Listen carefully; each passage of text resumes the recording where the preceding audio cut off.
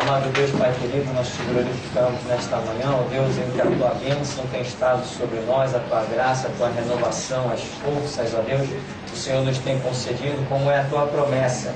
Os que confiam no Senhor renovarão as suas forças e subirão com asas de águia, correrão e não se cansarão, caminharão. E nós temos caminhado, ó Deus, e nos alegrado e entendido que vale mais um dia nos teus atos que em outras partes 1000. Por isso, Deus, aquilo que o Senhor sabe que necessitamos, que precisamos receber e ouvir, acrescenta-nos nesta manhã a porção preparada, ó Deus, para que sejamos obreiros aprovados que não têm do que se envergonhar, manejando bem a palavra da verdade, sendo capazes de dar testemunho da glória de Deus e das virtudes do século vindouro. Nos abençoa a mente, os sentimentos, a compreensão, nos renova as forças. Nesta manhã nós oramos confiados, agradecidos, em o nome santo e soberano do Senhor Jesus.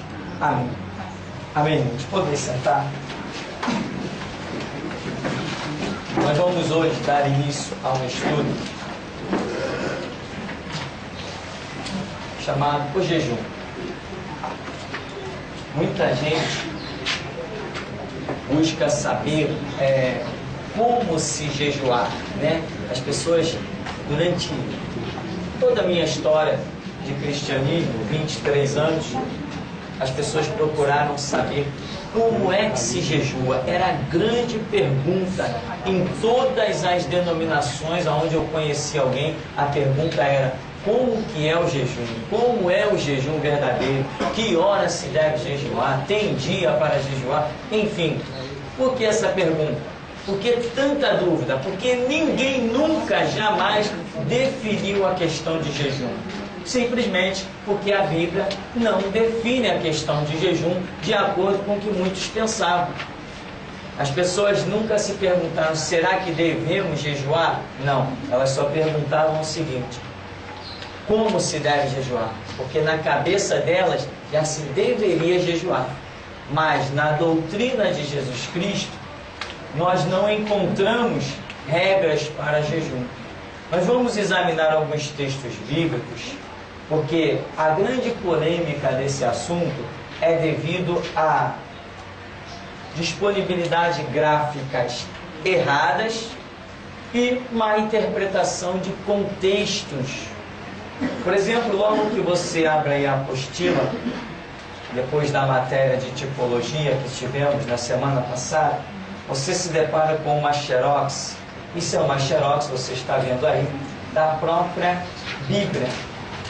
Diz o Testamento de Jesus Cristo, traduzido em português por João Ferreira de Almeida. Aí diz, versão revista e atualizada no Brasil. Aí entre colchetes com uma setinha diz: o conteúdo entre colchetes é matéria da tradução de Almeida, que não se encontra no texto grego adotado. Ou seja, existe um texto do original grego, sendo que esse texto não continha essas citações que nós veremos a respeito do jejum. E aqui diz, né, o conteúdo entre colchetes.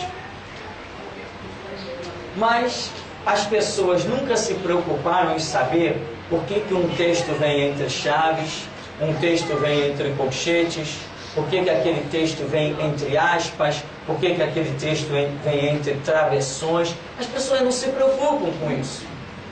As pessoas simplesmente estão lendo a Bíblia, né? Como aquele doido disse uma vez lá na rádio, né?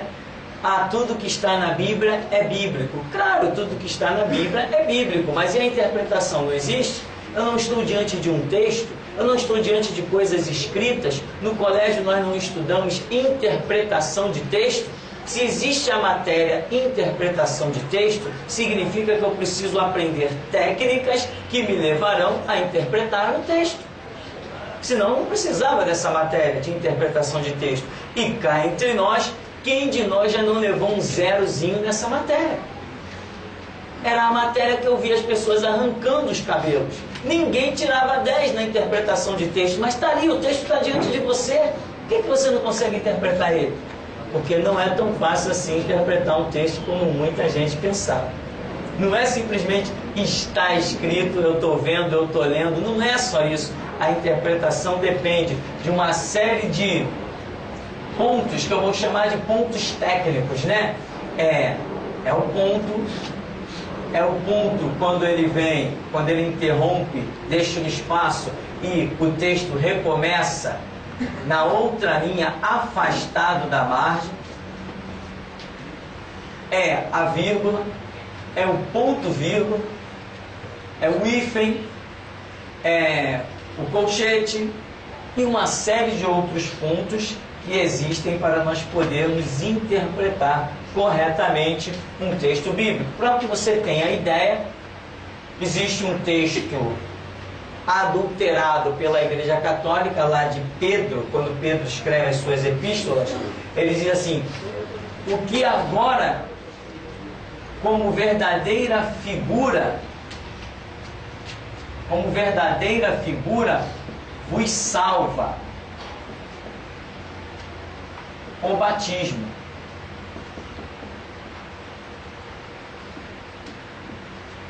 Aí ele continua o seu texto. A Igreja Católica fez o seguinte: verdadeira figura vos salva, o batismo.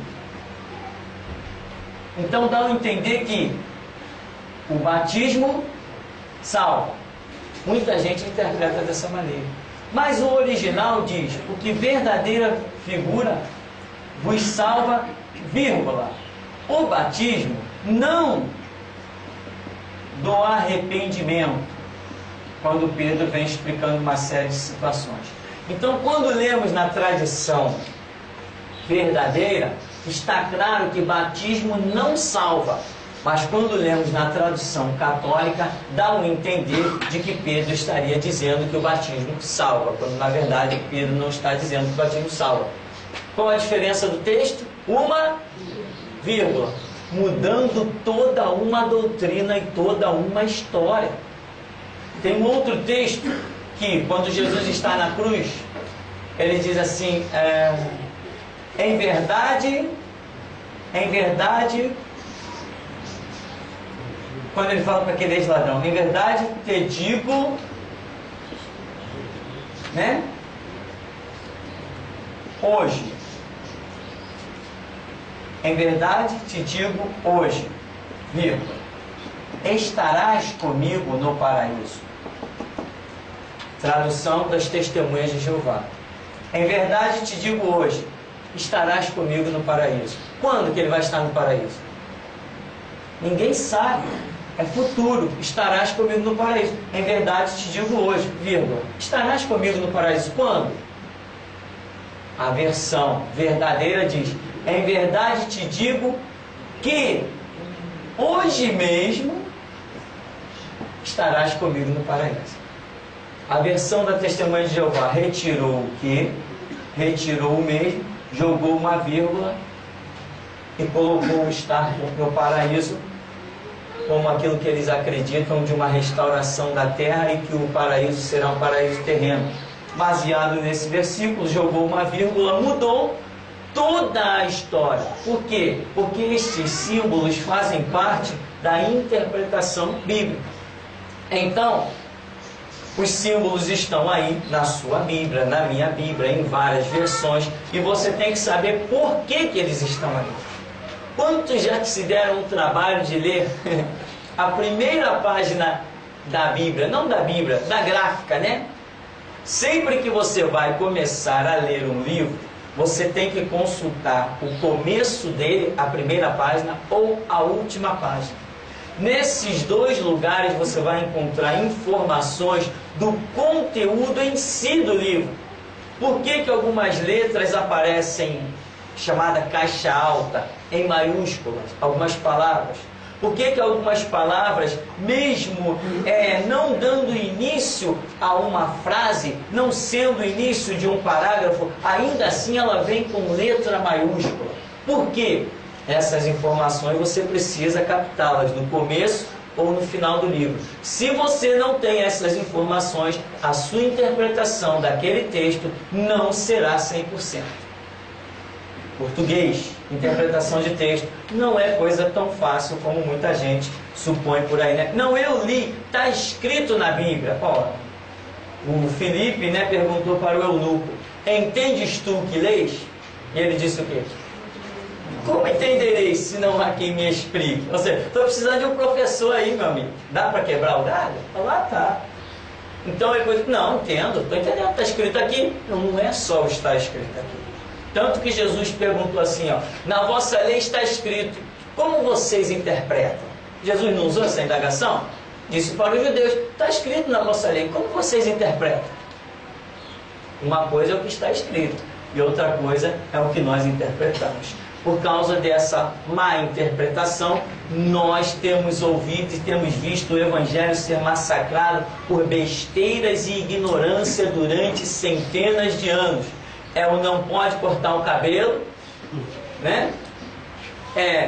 Tem que usar saia, não pode usar sapato de salto muito alto.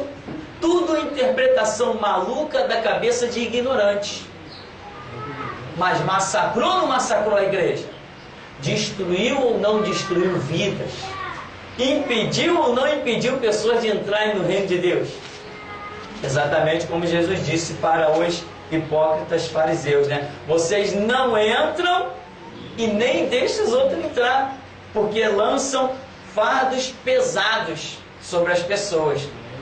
Então, interpretação de texto é algo importante. Você saber o livro, entender o livro que você tem em mãos, é de suma importância. Se você não compreender bem como interpretar este livro, o seu entendimento vai ficar muito problemático. Então, nós temos aí duas xerox. Uma você observando em cima é Mateus 17, a outra é de Marcos capítulo 9.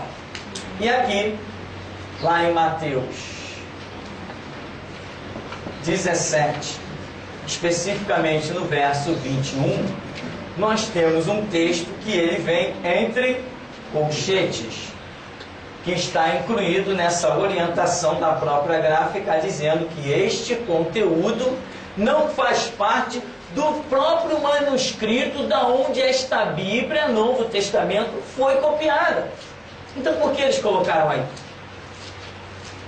Aí depois vai dizer assim: ah, mas isso aí foi acrescentado com base em notas de estudos de João Ferreira de Almeida.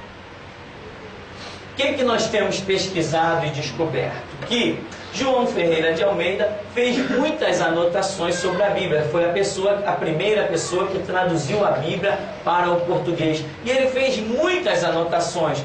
Anotações essas dentro da interpretação pessoal dele. E o que tinham essas interpretações dele a ver com a realidade? Algumas coisas poderiam estar de acordo com a realidade, outras não. Eu posso fazer a tradução de algum livro e colocar um monte de observações minhas pessoais. O que isso tem a ver com a originalidade do livro? Nada. O próprio apóstolo João, quando está escrevendo o Evangelho de João, ele faz um monte de prerrogativas dizendo: ah, Jesus disse isso por causa disso, daquilo e daquilo outro. E eu não concordo com João. Pedro chega a fazer algumas menções de algumas passagens: ah, o mestre disse isso por causa disso, daquilo, daquilo outro. Quando eu examino a Escritura, eu não tenho a mesma conclusão que Pedro teve.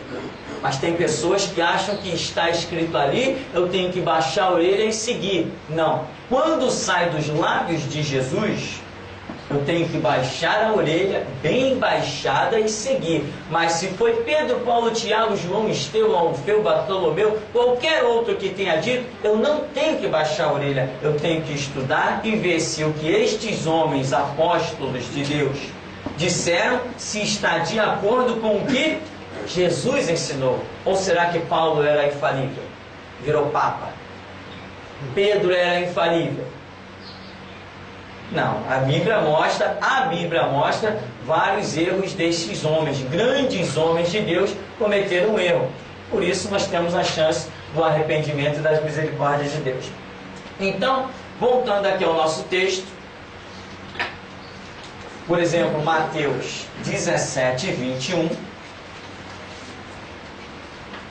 está entre colchetes, não só uma palavra, mas todo o versículo 21. Mas esta casta não se espelha a não ser por meio de oração e jejum. A Bíblia está dizendo, pelo que lemos no começo da página, a Bíblia está dizendo que este versículo 21 não faz parte da própria Bíblia. Entendeu? A Bíblia, quando jogou esse colchete aqui, ela está dizendo que o versículo 21 não existe. É isso que está dito aqui. Aí quando você vai para a tradução, por exemplo, dos Testemunhas de Jeová, que é uma cópia mal feita, adulterada por... Como é o nome do líder dos Testemunhas de Jeová? Russell, tal de Charles Russell, né? Charles Russell, ele copiou de uma versão inglesa, ele copiou o que hoje é chamado de tradução do Novo Mundo dos Testemunhas de Jeová. Só que ele adulterou um caminhão de coisas. Mas o verso 21, lá de Mateus 17, 21, simplesmente tem um tracinho assim, mostrando que ele não existe. Quando nós vamos, hoje, se você for à Sociedade Bíblica do Brasil e comprar a Bíblia na tradução da linguagem de hoje, quando você abrir lá em Mateus 17, no verso 21, você vai ter uma surpresa. Simplesmente vem um tracinho. Ele não existe lá também. A versão, aquela versão católica, como é que chama? A Vulgata, verso 21, não existe. A Bíblia de Jerusalém, quando você vai à Bíblia de Jerusalém, não existe. Então, mas esta casta não sai a não ser com oração e jejum, é um verso bíblico que não é bíblico. Não existe. E quem aí não conseguiu uma dor de estômago de tanto jejuar? Porque a questão é uma questão de muito estudo, mas está lá na Bíblia. Sim. E o pior, tem versões bíblicas que o tal bendito colchete não vem. Ele não vem. Aí acabou. Quem vai dizer que não está escrito? Não vem, o colchete não vem. O infeliz que pegou a versão que foi republicar, o infeliz tirou o colchete. Vai ver, ele gostava de passar fome, emagrecer, sei lá o quê. E ele tirou o colchete. Aí as gerações que vieram comprando Bíblia, sem a devida orientação, sem a devida explicação, foi achando que quanto mais jejum, mais poder. Os hospitais começaram a receber gente assim com úlcera. Úlcera num, úlcera no outro, e a grande maioria crente. Foi assim. Eu mesmo tive problema. Depois Deus curou. Mas eu tive um problema de tanto que eu acreditava. Estava escrito. Ninguém me disse que não estava escrito. Hoje, meu irmão, não tem jejum, não tem nada. E ai do diabo se ele aparecer, né? Ai dele se ele aparecer, ainda mais que a gente ficando mais gordinho pesa mais, o soco é mais forte. Ó, em Marcos, a outra passagem aí, Marcos capítulo 9, especificamente é no verso 27, né? Não, no verso 29. Marcos 9, 29. Diz o texto bíblico: respondeu-lhes: esta casta não pode sair por meio de oração e jejum. A palavra e jejum em Marcos está enquadrada na mesma situação que a de Mateus. E o interessante é que aqui em Marcos é apenas uma palavrinha, o jejum, que não faz parte do original. Mas em Mateus é todo o verso, ele inteirinho. Como aquilo foi parar aí? Pelas notas de tradução de João Ferreira de Almeida, né? O que acontece? Hoje você não vê aí na sua Bíblia as chamadas Bíblia de estudo, notas de rodapé, etc, etc. Aí você tem assim o texto bíblico aqui num canto, aí tem uma coluna, aí vem mais texto bíblico no outro, aí aqui no meio vem um monte de coisa, às vezes é aqui embaixo um monte de anotações. O que dá a entender é que João Ferreira de Almeida fez anotações, em algum canto da página ele fez anotações. Depois as gráficas pegaram as anotações de João Ferreira de Almeida sobre aquela determinada passagem e jogaram para cima. Mas usaram lá o seu colchetezinho. Mas outras gráficas vieram fazer cópia e eliminaram os colchetes. Isso deu um rolo danado. Isso fez muita gente gastar dinheiro para curar úlcera, gastrite e anemia, principalmente os obreiros da Universal. Esses aí é recorde, porque eles realmente acreditavam. Agora não, agora o obreiro da Universal nem jejua mais, porque já não acreditam em mais nada. Eles viram que ali é só um mercenarismo, estão só atrás de um cabide de emprego, não tem mais nenhuma visão espiritual. No começo, a obra da Universal, quando eles realmente acreditavam, eles caíam para dentro dessa história de jejum. Inclusive teve um pregador aí que até disse assim: não tem povo de maior fé do que esse povo da Universal. Nunca vim para jejuar como eles. Eu também não. Então, a fé deles e o jejum deles é inútil. Ah, mas Deus não vai honrar? Por quê? Quem foi que disse que Deus tem que honrar a ignorância de alguém? Não, mas eu fiz, eu também fazia. E o que Deus me honrou foi deixar eu ter um problema de estômago. Ele não é obrigado a atuar na minha ignorância. Depois, buscando, ele teve misericórdia e me curou. Mas muitos têm baixado ao leito de hospital com esses problemas ocasionados por jejum. Anemia, gastrite e úlcera é a herança do jejum, porque biblicamente jejum não existe como autoridade, né? Poder, né? Expulsar demônio. O jejum não traz este efeito. Mas, pastor, a nação de Israel, ela jejuava. Sim, ela jejuava quando? Nínive jejuou.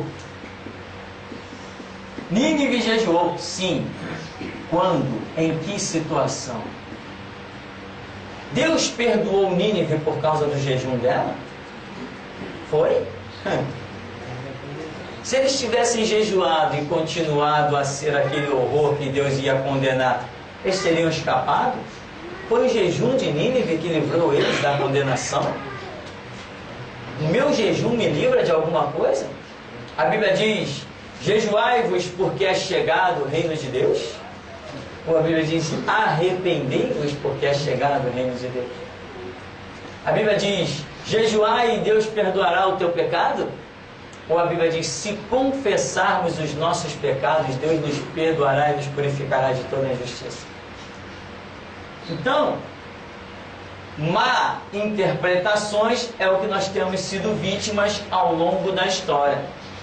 Coisas que nesses últimos dias, né?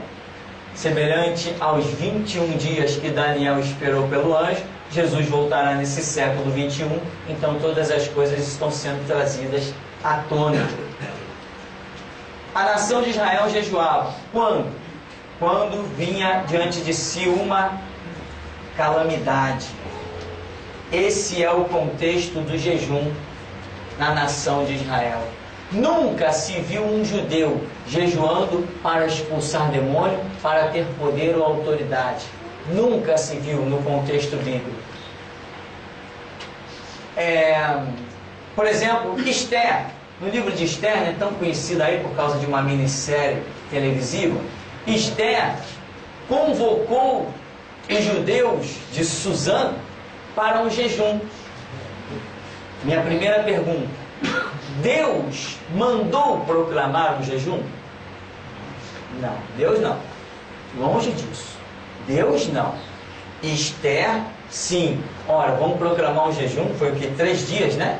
Vamos proclamar um jejum, porque eu vou ao rei, e se eu tiver que perecer, perecerei. Se eu tiver que viver, eu viverei. Mas eu vou fazer alguma coisa. Agora, vamos proclamar um jejum. Qual o contexto? Os judeus seriam todos mortos. Nós estamos em um contexto de calamidade. Nínive jejuou. Tá bem. Qual era a promessa? O que Jonas disse? Deus vai destruir isso aqui. Então, estamos diante do contexto de calamidade. Sempre que o contexto é calamidade, o que acontece? O povo entra em contrição e para demonstrar, Deus não pediu jejum em Nínive, Deus não pediu jejum em Suzã, com o rei Assuero, lá Esther, Deus nunca pediu à nação de Israel jejum, não há nenhum contexto, não existe na Escritura nenhum mandamento para que o povo jejue nem um dia sequer. Quando Deus criou Adão, não deu a ele nem um dia para jejuar.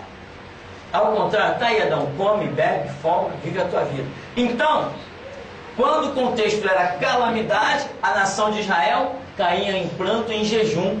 Eles achavam que dessa forma iam demonstrar a sua contrição diante de Deus. Mas alguma vez Deus disse, vi o teu jejum e desci para te livrar? Vi o teu jejum e vim te dar livramento? Nunca! Não existe nenhuma passagem bíblica em que Deus tenha demonstrado atentar para o jejum. Mas ao contrário, Ele diz, atentei para a tua oração, atentei para o teu arrependimento e etc, etc. Nunca para o jejum. E muitos cristãos estão por aí acreditando que jejuaram. Eu jejuei, eu me sacrifiquei, Deus vai ter que me dar. O jejum virou para muitos um auto-sacrifício. Então ele acha que ele tem que ser recompensado.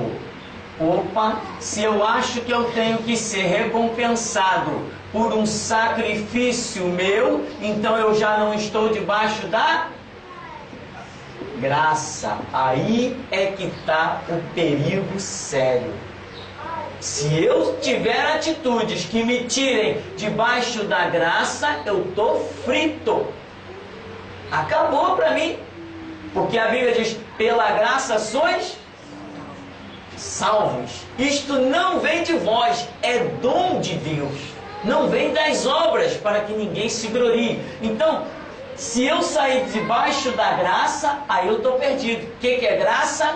É eu olhar para o sacrifício de Cristo, para o sangue de Cristo derramado, eu credibilizar este sangue, esse sacrifício e ir adiante. Mas se eu não consigo ir adiante só olhando para Cristo, eu estou perdido. Estou terrivelmente perdido. Não, eu jejuei, agora eu estou justificado diante de Deus. Opa, eu anulei o sangue de Cristo pelo meu jejum, pelo meu sacrifício, pelo meu autoflagelamento, seja lá o que for. Então eu caí da graça, aí mesmo que eu estou perdido. Quando eu ajo por fé, significa que eu estou credibilizando a cruz de Cristo, a sua obra redentora em meu favor. Mas se eu não agir por fé nesse contexto, se eu quiser fazer alguma coisa, como por exemplo me sacrificar para me achar justificado diante de Deus, se a minha fé estiver dependendo do meu sacrifício, da minha flagelação, eu estou perdido, eu não estou vivendo a graça. Eu estou criando uma própria lei para o meu ser, para a minha estrutura, e eu vou obedecer. Deus não vai anular o sacrifício do seu filho para atentar para o meu sacrifício. Longe dele tal coisa. Até mesmo, pastor, quem jejum, antes de entregar o jejum, vai dobrar o joelho e orar. Então o que vale é a oração, não é o jejum. O jejum não presta para nada. Por que tem que orar? Então só faz o jejum e não ora. Exatamente. Espera a bênção. Justamente uma vez uma pessoa falou assim para mim, não, mas eu já consegui muitas coisas através do jejum. Eu falei assim, vem cá, e por acaso quando você jejua, você ora também?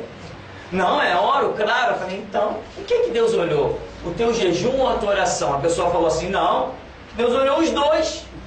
Olhou tanto o meu jejum quanto a minha oração. Eu falei, então vamos fazer o seguinte, só jejua e não abre a boca em oração. Vamos ver o resultado.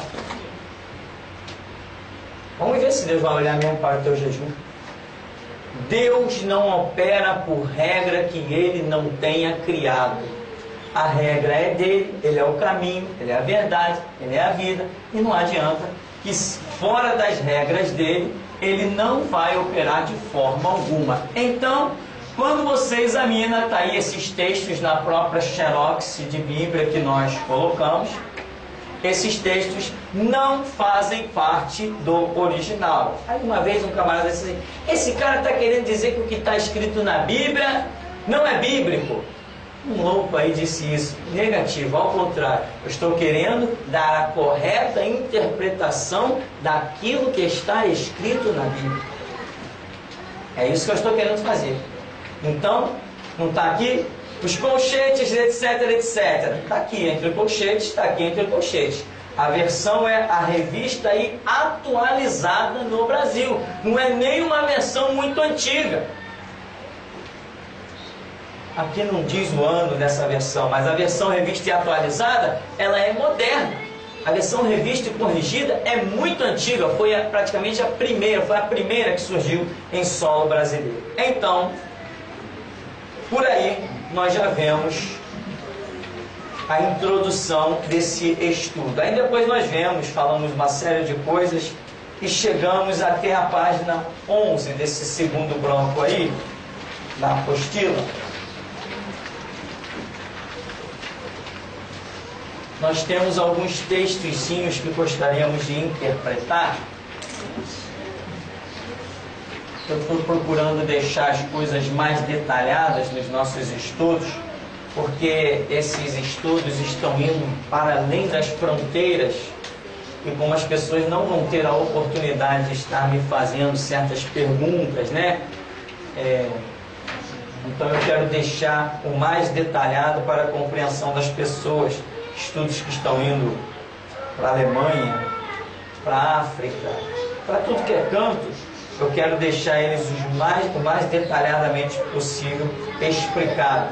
E aqui então diz, nessa página 11, lá no item 1, lá embaixo, diz: jejum é uma determinação de alguém em abster-se de gênero alimentício.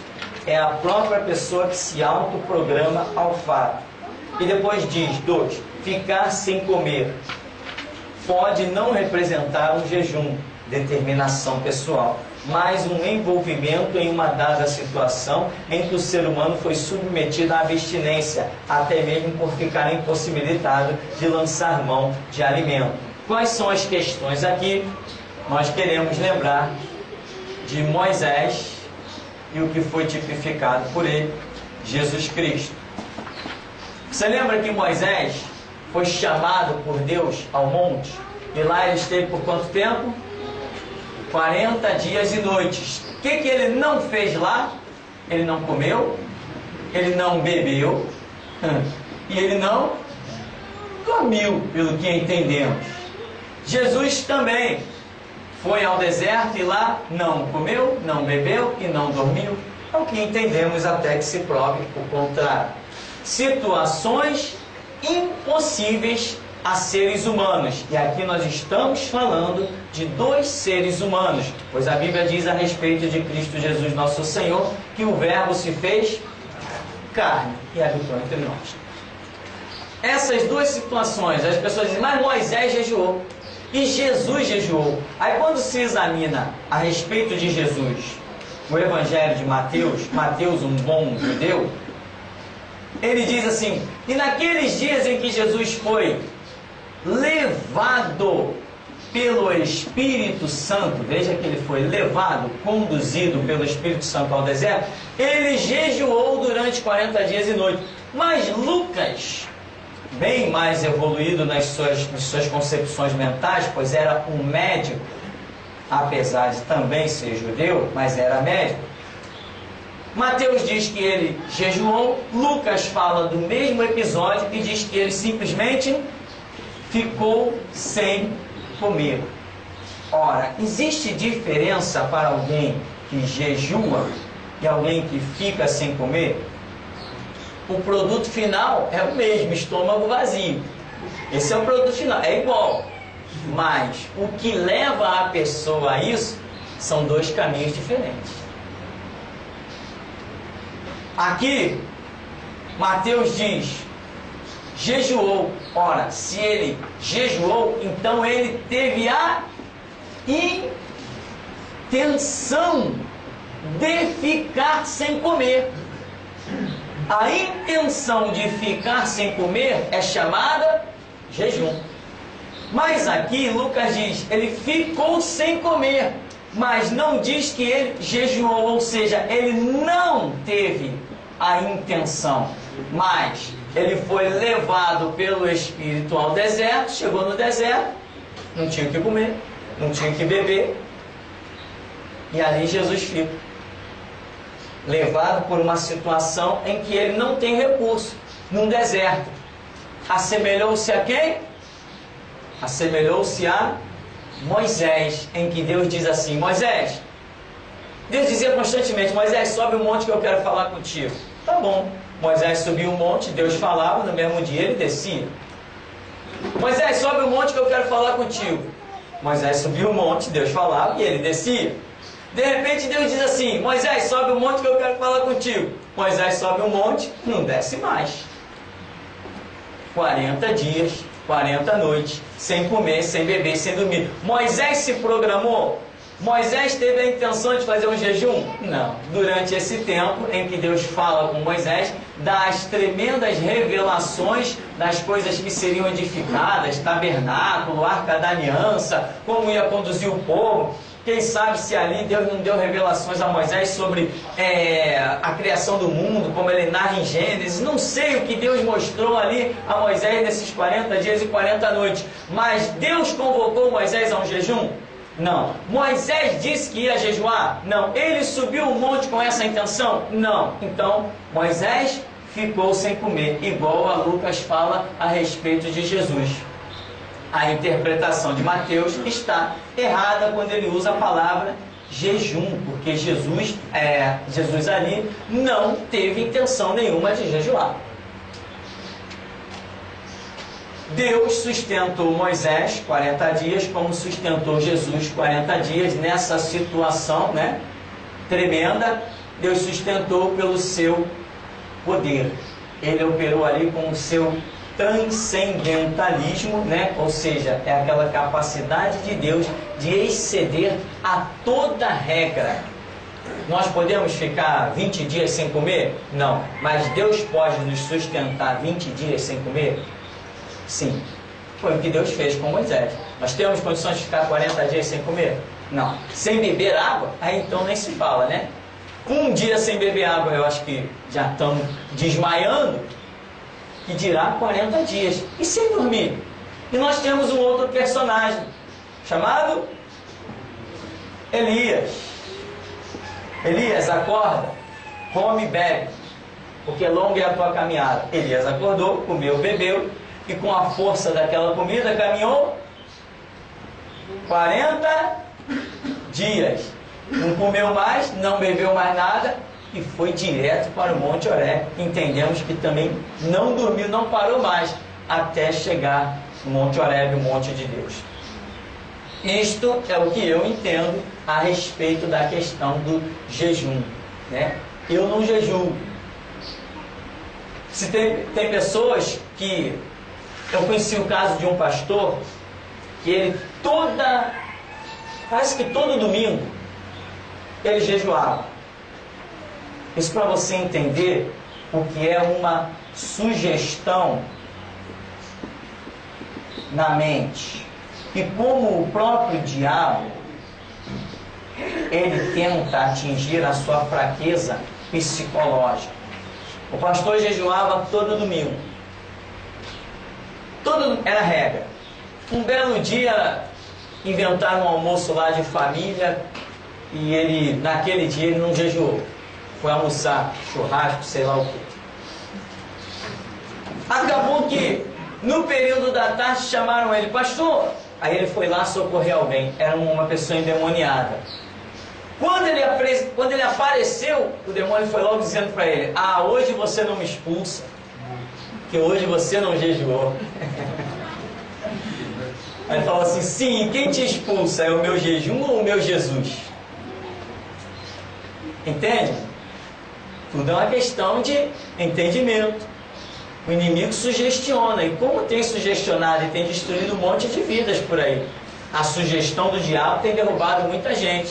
Você está fraco, você não jejuou, hoje você não conseguiu jejuar. Já viu aquelas pessoas que têm aquele esforço? Não, hoje eu vou jejuar. Aí acordou 8 horas, deu 8h30, já está doida. Por um cafezinho, por um pão. Aí deu 9 horas, a pessoa não suporta mais. Vai lá, bebe água, come e tal. Aí daqui a pouco vem a sugestão do diabo. Ah, você é fraco. Você não consegue me derrubar, você não consegue nem um dia de jejum.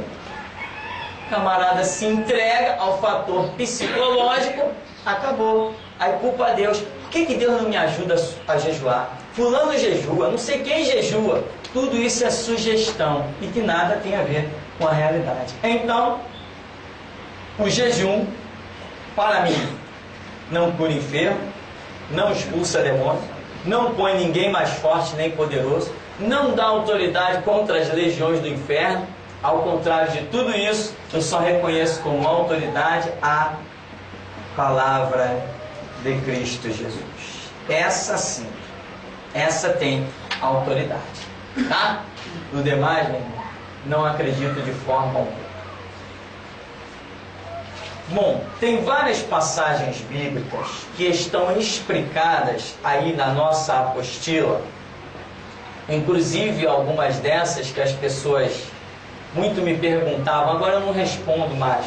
Quando me mandam perguntas a respeito desse estudo na internet, pessoas querendo questionar esse estudo, eu simplesmente não respondo mais. Por quê? Eu estou vendo que a pessoa já está tão morta que ela nem leu o estudo. Aí ela diz assim, mas pastor, no livro tal, no capítulo tal, está escrito não sei o que tal. Aí ela menciona. E também não sei aonde mais, está escrito também não sei o que. Aí ela menciona. Esses textos que as pessoas normalmente mandam para mim, são textos que aí no próprio estudo da apostila, já está explicado. Só que a pessoa não leu todo o estudo para depois tentar questionar. Ela mal vê o título do estudo, o fim do jejum, que está na internet, e ela já quer questionar. Quando eu vejo que a pessoa sequer leu o estudo, eu já nem respondo mais. Não respondo, simplesmente não respondo. Porque se tivesse interesse real de aprender, ia pelo menos ler o estudo todo, ia ver já o que eu digo a respeito daquelas passagens bíblicas que ela está questionando. Outro detalhe, para nós finalizarmos, não vamos observar todos os detalhes, o estudo aí é muito grande, mas apenas um detalhe que me chamou a atenção, depois que eu concluí esse estudo, uma pessoa mencionou a seguinte frase, falou assim, e engraçado, em Efésios, capítulo 6, na chamada armadura de Deus, Paulo fala um monte de coisa, mas não fala de jejum. Eu falei, interessante. Se o jejum é tão importante para dar unção, autoridade, poder, por que Paulo, naquela revelação que nós vemos que é Efésios capítulo 6, a armadura de Deus, é uma revelação poderosa em simbologias, tipologias e uma série de outras revelações tremendas que tem ali, por que ele não recebeu nenhuma vez jejum como parte de nem um dedinho da armadura? Ele fala do capacete com a sua simbologia, da espada com a sua simbologia, do cinturão, do peitoral, das botas. Ele fala de um monte de coisa com a simbologia da armadura e da guerra. Mas a palavra jejum sequer não aparece nenhuma vezinha. Então, mais um detalhe para nós podermos parar e pensar. No demais, nós temos a seguinte visão. Aqui, ninguém deve ou não deve fazer, nem deixar de fazer absolutamente nada. A Bíblia diz que cada um anda segundo a fé que alcançou. E fé, para mim, é igual, no meu dicionário, fé é igual a conhecimento. E conhecimento para mim é igual a dedicação. Nem todos se dedicam à mesma coisa. Tem gente que contenta-se em apenas pegar a sua Bíbliazinha, ir para a igreja, chega em casa, joga ela para qualquer canto. No outro dia de culto, vai lá, pega ela, traz para a igreja. Ah, o pastor hoje leu um versículo até abençoado, leu um capítulo inteiro. Ah, hoje eu estou mais alimentado do que nunca, né? Tem gente que é assim. Então, alguém quer jejuar? Bom jejum. Não quer jejuar? Não jejue. Eu apenas estou passando aquilo que eu acredito que seja conhecimento de Deus, e cada um ande segundo o conhecimento ao qual se dedicou. Amém? Perguntas para encerrarmos? Queria confirmar essa questão da calamidade, que na profecia de Joel, ela salienta que as calamidades eram juízos do Senhor, né? Os conceitos de ruína, arrependimento e também de restauração, porque em Joel 2,12, o Senhor ele convoca a nação ao jejum, falando que ainda assim, agora mesmo, diz o Senhor, convertei-vos a mim de todo o vosso coração, e isso com jejuns, com choro e com pranto. Quer dizer, o texto está dentro de um contexto geral. Isso, exatamente. Não falando de calamidade. O contexto aí, poderoso, quer dizer, Deus está trazendo um juízo, demonstrando um juízo fortíssimo. Ele está falando agora, faz tudo isso aí, ó. Convertam-se, veja bem, convertam-se a mim. Convertam-se. E pode ser com jejum, né? Com pranto, choro e outras coisas mais. Exatamente. Qual é o contexto?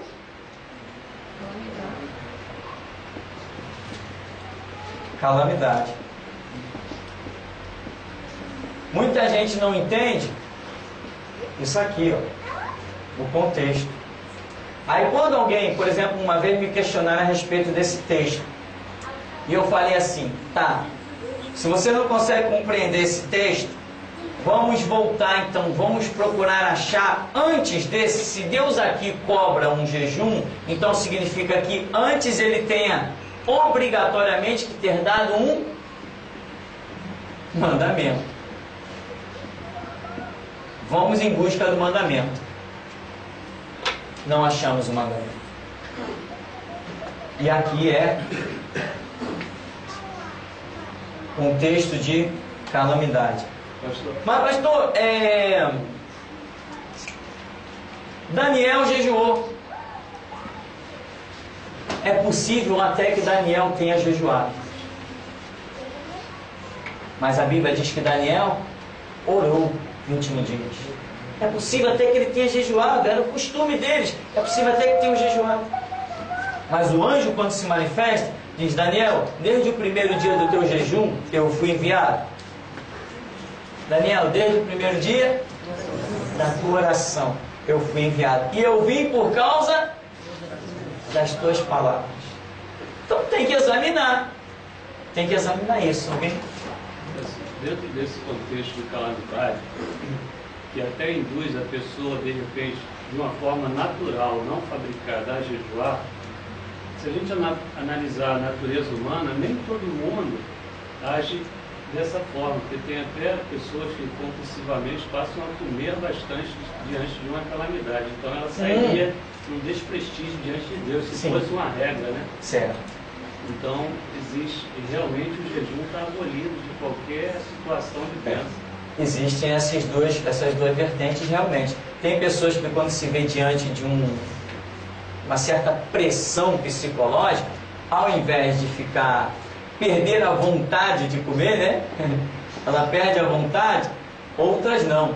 O homem que parece um trator gigante. Acontece. Às vezes, quando eu estou nervoso, eu começo a comer uma coisa aqui, começo a comer uma coisa ali, fico meio nervoso, alguma coisa está na minha cabeça assim, eu tenho que tomar uma decisão. Aí eu começo a rodar pela cozinha, começo a rodar, abro o armário, é uma reação. Agora, eu mesmo já tive situações em que, por exemplo, quando eu fui preso, os 18 dias de prisão, nos 2 primeiros dias, Nos 2 primeiros dias de prisão, o impacto foi tanto que nos 2 primeiros dias de prisão eu não comi e nem bebi nada. Não comi e nem bebi nada nos 2 primeiros dias de prisão. Aí eu conversei com um rapaz, se tornou amigo nosso lá. Eu falei assim, rapaz, uma coisa incrível, eu estou aqui há 2 dias, não como, não bebo. Ele falou, é assim mesmo. Eu, quando fui preso, o impacto foi tanto que eu fiquei 3 dias sem comer, sem beber, sem fazer absolutamente nada. Falei, então é normal. Ele falou, não é normal. Quando você se refazer do fator psicológico e entender que você está preso, a sua vida, ele falou assim, Brida Rio, a sua vida vai voltar ao normal. Voltou ao normal, não tão ao normal, mas voltou depois. Passamos a comer, beber, contar até piada. Né? Então, existem essas coisas que acontecem. Você pode ser movido a perder a vontade de comer, ou você pode, de repente, devorar tudo que vem pela frente. Existem os 2 fatores que incidem na personalidade nossa de seres humanos. Amém? Vamos dar uma paradinha e já já a gente volta?